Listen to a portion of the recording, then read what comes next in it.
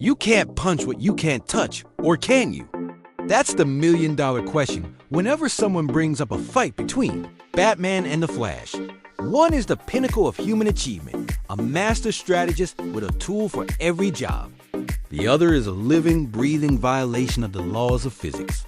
So, can the Dark Knight actually tag the fastest man alive? Let's dive deep into one of DC's most debated matchups. First, let's get the obvious out of the way. In a straight-up random encounter with no prep time, Batman gets blitzed. It's not even a contest. Flash could land 1,000 punches, dismantle the Batmobile, and redecorate the Batcave before Bruce's synapses even fire. He operates on a level of speed that makes a bullet look like it's standing still. He can perceive events that last for an attosecond. An attosecond. That's a billionth of a second. Human reaction time is simply not a factor here. So, if they just bump into each other in an alley, game over for Batman. But that's never how it works with Batman, is it? His real superpower isn't his wealth or his gadgets. It's his paranoia. This is the man who has a contingency plan to take down every single member of the Justice League, including himself.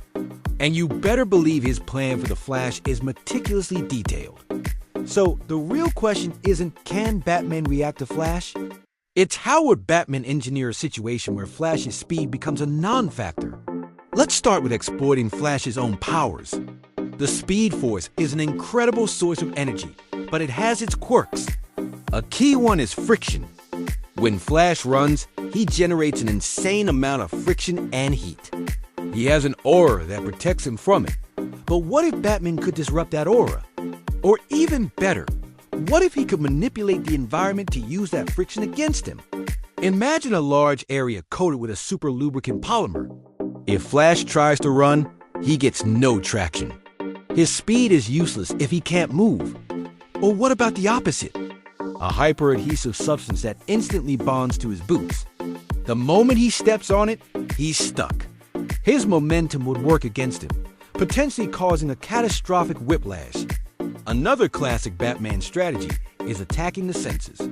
While Flash's mind processes information at light speed, his human senses are still the input source. What about a massive disorienting attack? Not just a simple flashbang. I'm talking about a citywide, synchronized detonation of sonic emitters and strobe lights, calibrated to a frequency that specifically overwhelms a speedster's enhanced perception. If Flash can't see or think straight because his brain is being flooded with sensory garbage, he's vulnerable. It's like a denial of service attack on his nervous system. Then there's the cold. The Flash's powers are based on molecular acceleration. Everything about him is about moving fast. The logical counter is to make everything slow down. Batman, of course, has a close working relationship with Mr. Freeze's technology. He could create a cold field generator that instantly drops the temperature of a large area to absolute zero. At that temperature, molecular motion ceases. It would theoretically stop Flash dead in his tracks. He can vibrate his molecules to phase through objects or generate heat, but could he do it fast enough if the entire environment, including the air around him, is instantly frozen? It has a huge drain on his energy and a perfect opening for Batman to deploy a capture device. We also have to consider technology specifically designed to counter speed. In several comic storylines, Batman has developed tech for exactly this purpose. Think about predictive algorithms. Batman's computers could analyze Flash's movement patterns, a sort of speedster calculus, to predict where he will be a microsecond from now. This data could be fed into an automated turret system. The turrets aren't trying to track Flash. They're firing at a predetermined point in space where he is going to be. It turns the problem from one of reaction speed into a math problem. And if there's one thing Batman is good at, it's solving problems. Another fascinating concept is time dilation. What if Batman doesn't try to slow Flash down, but instead speeds himself up?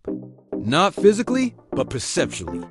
He could develop a suit or a neural interface that injects a processing agent directly into his brain, allowing him to perceive the world in slow motion for a few crucial seconds.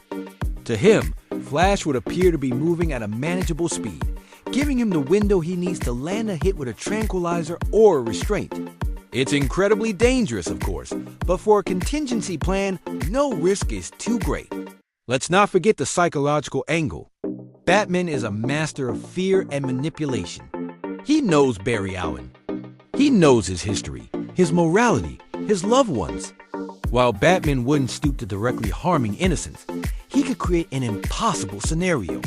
A Sophie's choice situation where Flash has to choose between two simultaneous disasters happening miles apart. While Flash is occupied with saving people, which his moral code compels him to do, Batman can set his trap. He could force Flash to run himself to the point of exhaustion, making him sloppy and predictable. Exploiting a hero's goodness is one of Batman's darker but undeniably effective tactics. Finally, there's the simplest solution. Trip him, seriously. A high-tensile, nearly invisible wire stretched across a corridor. Flash, moving at Mach 10, wouldn't see it. The resulting impact would be absolutely devastating. It sounds almost silly, but it's a perfect example of Batman's thinking. Find the simplest, most elegant solution that bypasses the opponent's primary advantage. Flash's invulnerability comes from his speed aura, but that aura might not protect him from a sudden, unexpected stop caused by a tripwire. So, can Batman tag a speedster? Without prep time, absolutely not. But given time to plan, analyze, and prepare the battlefield, Batman has a multitude of ways to neutralize the Flash. He can attack the environment, mess with his senses, exploit the physics of his powers, use predictive tech, or even manipulate his psychology. The fight isn't about being faster. It's about being smarter. It's a classic battle of brains versus brawn, even if that brawn moves at the speed of light. Batman proves time and again that with enough preparation, no power is too great to overcome. What do you think? Which Batman contingency plan is the most likely to succeed against the Flash? Let me know in the comments below. Thanks for watching, and if you enjoyed this breakdown, don't forget to like and subscribe for more deep dives into your favorite comic book showdowns.